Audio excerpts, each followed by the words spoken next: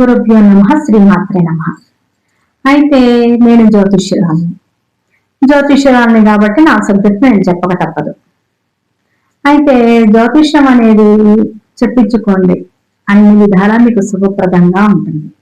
అయితే ఒకటి వచ్చేసి కుజ దోషం ఏంటి, కాలసర్ప దోషం ఏంటి, జ్యోతిష్యుల దగ్గరికి వెళ్తే మమ్మల్ని భయపెట్టేస్తారు. భయపెట్టే మాట నిజమే, ఎందుకంటే మీరు మంచి వాళ్ళని ఎంచుకోరు కాబట్టి.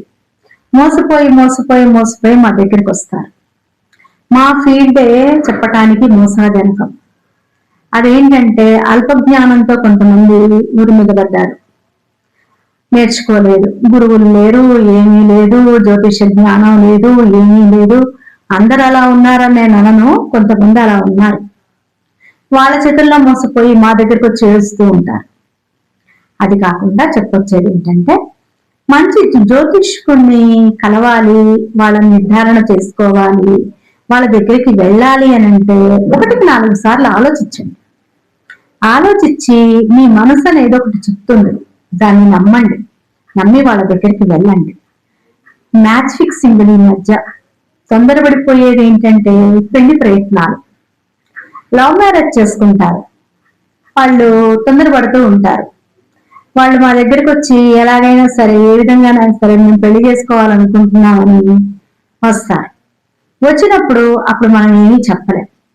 చెప్తే కాంట్రవర్సీలు అవుతాయి, చెప్పకపోతేనేమో బాధ.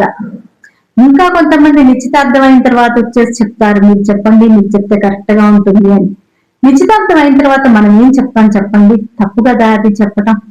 ఏదైనా సరే మ్యాచ్ ఫిక్సింగ్ చేసుకోవాలి అనుకున్నప్పుడు, పెళ్లి సంబంధాలు చూసుకునేటప్పుడు అమ్మాయి కానీ అబ్బాయి కానీ వారి యొక్క డేట్ ఆఫ్ బర్త్ తీసుకొని అప్పుడు మీరు ఒక జ్యోతిష్యుని పెట్టేసేసుకొని వాళ్ళతో టైఅప్ అయిపోయి, ఏమండి పెళ్లి సంబంధం కుదిరేదాకా త్వరమో ఫలమో మీకు ఇచ్చుకుంటాము ప్రతిదీ అని చెప్పేసుకొని వాళ్ళతో మాట్లాడుకొని వచ్చిన డేట్ ఆఫ్ బర్త్ అంతా వాళ్ళు వాట్సాప్ కి పెట్టేస్తే అమ్మాయి అయినా అబ్బాయి అయినా మీ జాతకం వాళ్ళ దగ్గర ఉంటుంది. కాబట్టి వాళ్ళు ఏం చేస్తారు అని అంటే, చూసి 18 పాయింట్లు తక్కువైతే పెళ్లి వద్దని చెప్తారు, తర్వాత కుదిరితే చేసుకోమని చెప్తారు. అలా వాళ్ళని సంప్రదించండి. ఈ కుజదోషం అంటారు. కుజదోషం అనేది అంటే నేనైతే ప్రామాణికంగా తీసుకోను. దోషమే అది. కుజుడు ఏ బాక్షలో ఉన్నా కూడా దోషమే. ఒక దాంట్లో ఉంటే దోషం, ఒక దాంట్లో ఉండకపోతే దోషం లేదు. అలాగని దోషం ఉంటుంది, ఉండద్దని కాదు. అయితే వాళ్ళకి పెళ్లి కాదా అంటే అవుతుంది, ఎందుకు కాదు. ఆ దోషానికి పరిహారం ఏం చేయించుకుంటారు అంటే, ఆ అబ్బాయిలకు కానీ ఉంటే కన్యాపాశుపత హోమం చేయించుకోండి. అమ్మాయిలకు కానీ ఉంటే వరపాశుపత హోమం చేయించుకోండి. అందులోనే కుజపాశుపతం కలిపి చేయించుకోండి. అప్పుడు మీకు దోషం నివృత్తి అయిపోతుంది. అంతే తప్ప ఈ అమ్మాయికి కుజ దోషం ఉంది, ఆ అబ్బాయికి కుజ దోషం ఉంది అని చెప్పేసి మీకు అబ్బాయి అమ్మాయి నచ్చినట్టయితే పరిహారాలు ఉన్నాయి, ప్రతిదానికి పరిహారాలు ఉన్నాయి. ఆ పరిహారాలు చూసుకొని చేసుకోండి. అంతే తప్ప పెళ్లి కాకుండా ఎవరు ఉండరు, అందరికీ పెళ్లిళ్ళు అయిపోతాయి, అయిన తర్వాత బాధపడతారన్నమాట. ఆ బాధలనేవి లేకుండా చూసుకోవడమే పరిహారాలు. ఇంకా కాలసర్ప దోషానికి వచ్చేసరికి, కాలసర్ప దోషం ఎలా ఉంటుంది అని అంటే 2 రకాలుగా ఉంటుంది. సవ్యకాల సర్పదోషం, అపసవ్యకాల సర్పదోషం అని 2 ఉంటాయి అన్నమాట.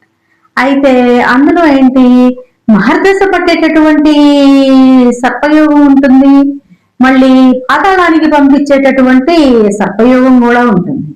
చాలా మటుకు కాలసర్పదోషం అనేది ఉండడం ఒక వరం అంటారు కొంతమంది. అపసవ్యకాల సర్పదోషం అంటారు, అదొక వరం అంటారు. ఏదేమైనా వరంతో పాటు నెగిటివిటీ కూడా ఉంటుంది. కాలసర్పదోషం అంటే ఏంటంటే కాలాన్ని స్తంభింపజేసేదన్నమాట. గ్రహాల మధ్యలో గనక రాహుకేతువుల మధ్యన గ్రహాల దిగ్బంధన యోగం కలిగింది అంటే అనంత కాలసర్పదోషం అంటారు. దాన్ని ఏంటంటే గ్రహాలు తిరగకుండా రాహుకేతువులు అడ్డం పడి అలాగే దిగ్బంధనం చేస్తారన్నమాట. అప్పుడు ఆ జాతకంలో ఎలా ఉంటుంది అని అంటే, అనుకున్న పనులు అనుకున్న టైంకి కావు. ఏం చెయ్యాలి? పుట్టడం, పనులు చేసుకోవడం, పెళ్లి కావడం, పిల్లలు పుట్టడం, మళ్ళీ వాళ్ళని తీర్చిదిద్దటం, పెద్దల్ని సంతోషపెట్టడం, చిన్నప్పటి నుంచి కన్నా అమ్మా నాన్నని తన పిల్లలుగా చూసుకోవడం మానవుడికి ఉండేటటువంటి సహజ లక్షణాలు అన్నమాట. ఇవేమీ జరగవు, అడ్డుపడిపోతుంది, కాలం ఆగిపోతుంది.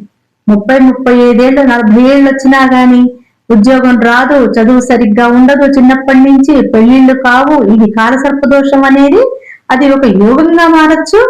యోగం అంటే అది మా దగ్గరికి వచ్చినప్పుడు ఎలాంటి యోగమో చెప్తాం అనమాట, అది పబ్లిక్ లో చెప్పేది కాదు. దోషం అంటే కూడా మా దగ్గరికి వస్తేనే చెప్పగలం తప్ప పబ్లిక్ లో చెప్పేటటువంటిది కావు విషయాలు. పబ్లిక్ లో చెప్పేది ఏంటంటే మీ అవగాహన కోసం అనమాట. ఏ జ్యోతిష్యుల దగ్గరికి వెళ్ళినా చెప్తారు మంచి ఏంటో చెడు. అయితే నేను చెప్పొచ్చేది ఏంటంటే అవి చూసుకోండి. కాలసర్పదోషం ఒకటి, మళ్ళీ కుజదోషం ఒకటి, ఇవి కొన్ని. శని అష్టమంలో ఉన్నప్పుడు ఎక్కడెక్కడ ఏ బాధలు ఉన్నాయో మన జాతకరీత్యా కొన్ని బాధలు ఉంటాయి. లగ్నం పూర్ణంగా ఉందా, పంచమ స్థానం బాగుందా, ఎప్పుడైనా సరే మీ జాతక చక్రం మీకు ఎవరన్నా ఇచ్చినప్పుడు మీకు కొన్ని స్థానాల్లో గ్రహాలు ఉండకూడదు.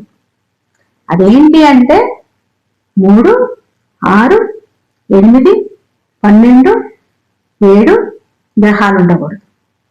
చూసుకోండి. కొంచెం చూసుకున్న తర్వాత మీకు ఏదన్నా డౌట్లు ఉంటే జ్యోతిష్యుల దగ్గరికి వెళ్ళినప్పుడు క్షుణ్ణంగా మీరు జ్యోతిష జ్ఞానాన్ని తెలుసుకోండి. ఎందుకంటే పొద్దుగూకులు జ్యోతిష్యుల చుట్టూ తిరగడం అనేది మంచి పద్ధతి కాదు.